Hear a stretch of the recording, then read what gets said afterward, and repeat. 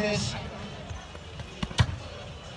medallista nacional en la categoría máster, en esta misma especialidad de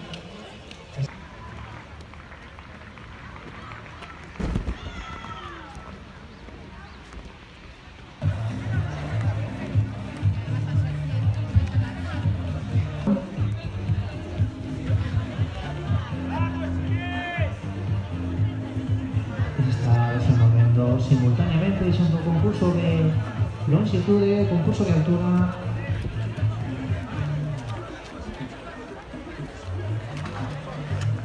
Que el listón que precisamente